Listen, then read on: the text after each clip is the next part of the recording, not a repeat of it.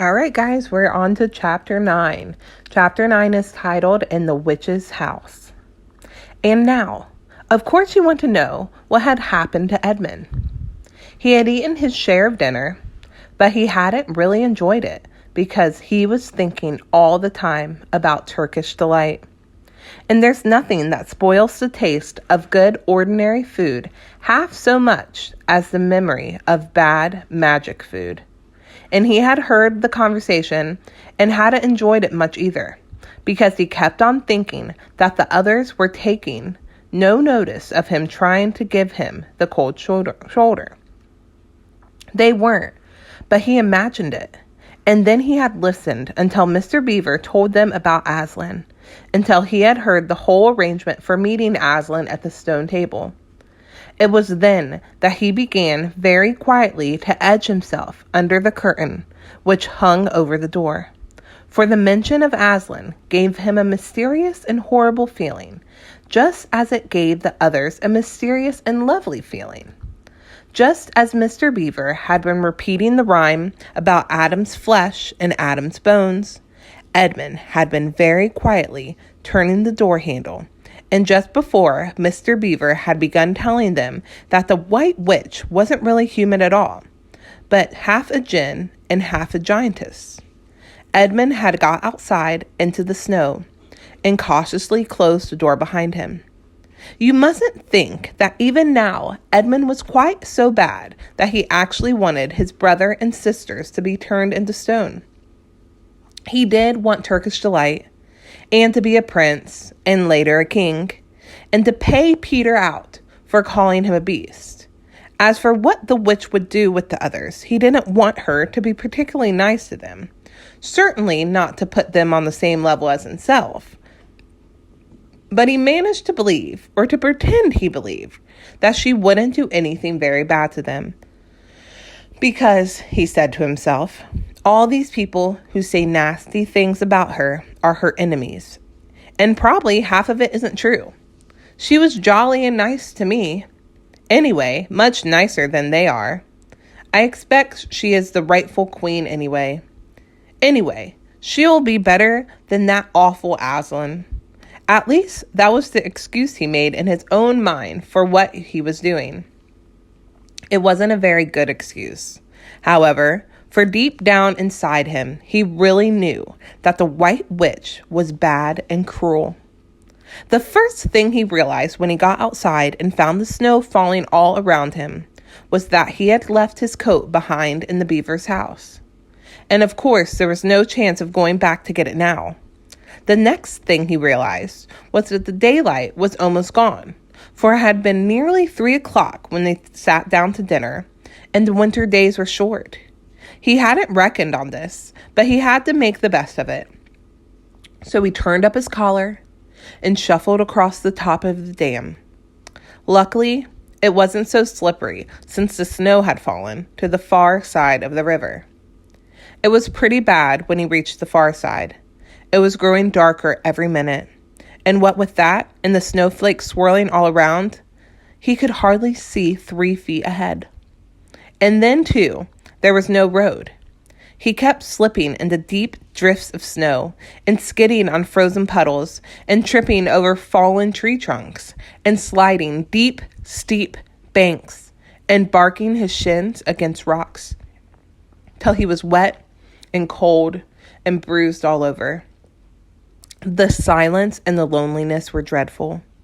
In fact, I really think he might have given up the whole plan and gone back and owned up and made friends with the others if he hadn't happened to say to himself, when I'm king of Narnia, the first thing I shall do will to be make some decent roads. And of course, that set him off thinking about being a king and all about the other things he would do, and this cheered him up a good deal.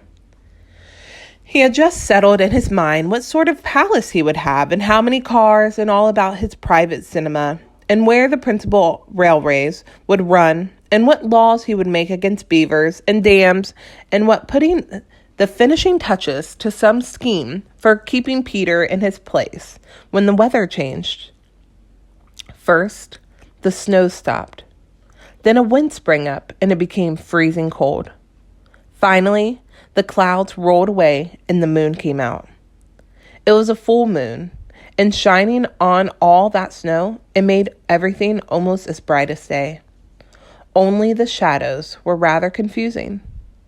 He would never have found his way if the moon hadn't come out by the time he had got to the other river. You remember, he had seen, when they first arrived to the beavers, a smaller river flowing into the great one lower down. He now reached this and turned to follow it up. But the little valley down which it came was much steeper and rockier than the one he had just left, and much overgrown with bushes, so that he could not have managed it all in the dark. Even as it was, he got wet, for he had to stoop under branches, and great loads of snow came sliding off onto his back. And for every time this happened, he thought more and more how he hated Peter, just as if all this had been Peter's fault. But at last he came to a part where it was more level and the valley opened up. And there on the other side of the river, quite close to him, in the middle of the little plain between two hills, he saw what must be the White Witch's house. And the moon was shining brighter than ever. The house was really a small castle. It seemed to be all towers, little towers, with long pointed spires on them, sharp as needles. They looked like huge dunce's caps or sorcerer's caps, and they shone in the moonlight, and their long shadows looked strange on the snow. Edmund began to be afraid of the house. But it was too late to think of turning back now. He crossed the river on the ice and walked up to the house. There was nothing stirring, not the slightest sound anywhere. Even his own feet made no noise on the deep, newly fallen snow. He walked on and on, past corner after corner of the house, and past turret after turret to find the door. He had to go right round to the far side before he found it. It was a huge arch, but the great iron gate stood wide open. Edmund crept up to the arch and looked inside the courtyard. And there he saw a sight that nearly made his heart stop breathing. Just inside the gate, with the moonlight shining on it, stood an enormous lion, crouched as if ready to spring. And Edmund stood in the shadow of the arch, afraid to go on and afraid to go back, with his knees knocking together. He stood there so long that his teeth would have been chattering with cold, even if they had not been chattering with fear. How long this really lasted, I don't know, but it seemed to Edmund to last for hours. Then at last, he began to wonder why the lion was standing so still, for it hadn't moved 1 inch since he had first set eyes on it. Edmund now ventured a little nearer, still keeping in the shadow of the arch as much as he could. He now saw, from the way the lion was standing, that it couldn't have been looking at him at all. But supposing it turns its head, thought Edmund. In fact, it was staring at something else, namely a little dwarf, who stood with its back to it, about 4 feet away. Aha, thought Edmund. When it springs at the dwarf, then it will be my chance to escape. But still, the lion never moved, nor did the dwarf. And now, at last, Edmund remembered what the others had said about the White Witch turning people into stone. Perhaps this was only a stone lion, and as he had thought of that, he noticed that the lion's back and the top of its head were covered with snow. Of course, it must only be a statue.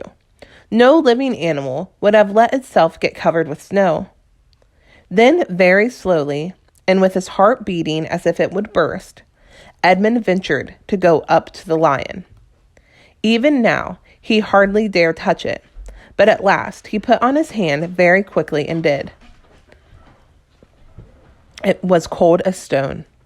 He had been frightened of the mere statue. The relief which Edmund felt was so great that in spite of the cold, he suddenly got warm all over down to his toes. And at the same time, there came into head what seemed a perfectly lovely idea.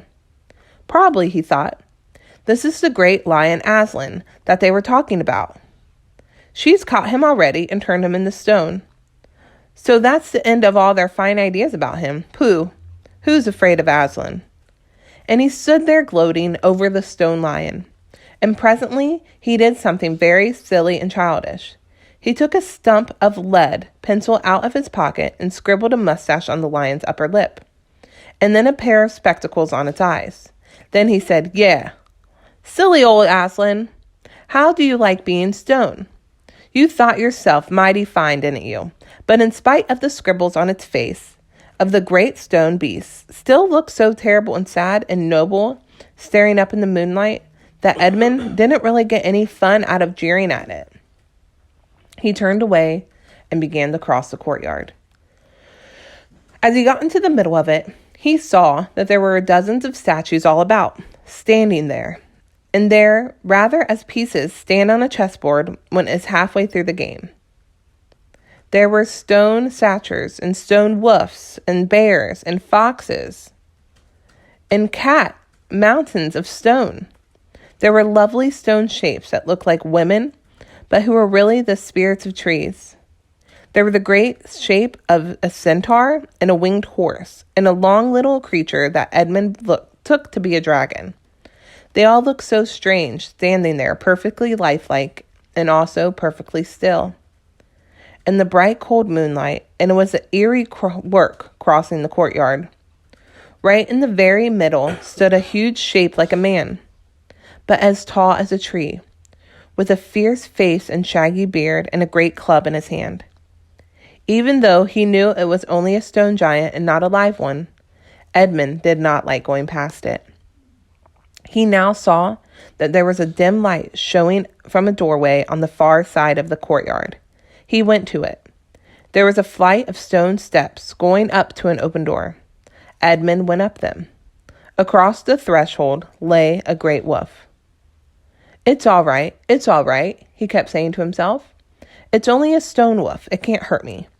And he raised his leg to step over it. Instantly, the huge creature rose, with all the hair bristling along its back, opened a great red mouth, and said in a growling voice, "Who's there? Who's there? Stand still, stranger, and tell me who you are." "If you please, sir," said Edmund, trembling, so that he could hardly speak. "My name is Edmund, and I'm the son of Adam that Her Majesty met in the wood the other day, and I've come to bring her the news that my brother and sisters are now in Narnia, quite close in the beaver's house. She wanted to see them." "I will tell Her Majesty," said the wolf. "Meanwhile, stand still on the threshold as you value your life." Then it vanished into the house. Edmund stood and waited, his fingers aching with cold and his heart pounding in his chest. And presently the gray wolf, Magrum, the chief of the witches' secret police, came bounding back and said, come in, fortunate favor of the king, or else not so fortunate." And Edmund went in, taking great care not to tread on the wolf's paws. He found himself in a long, gloomy hall with many pillars, full as the courtyard had been of statues. The one nearest the door was a little fawn with a very sad expression on its face, and Edmund couldn't help wondering if this might be Lucy's friend. The only light came from a single lamp, and close beside sat the White Witch. "I've come, Your Majesty," said Edmund, rushing eagerly forward. How dare you come alone?" said the witch in a terrible voice. "Did I not tell you to bring the others with you?" "Please, Your Majesty," said Edmund. "I've done the best I can. I brought them quite close. They're in the little house on top of the dam, just up the river, with Mr. and Mrs. Beavers." A slow, cruel smile came over the witch's face. "Is this all your news?" she asked. "No, Your Majesty," said Edmund, and proceeded to tell her all that he heard before leaving the beaver's house. "What? Aslan!" called the queen. "Aslan, is this true? If I find you have lied to me, please." "I'm only repeating what they said," stammered Edmund. But the queen, who was no longer attending to him, clapped her hands. Instantly, the same dwarf who Edmund had seen with her before appeared. "Make ready our sledge," ordered the witch, "and use the harness without bells." End of chapter 9.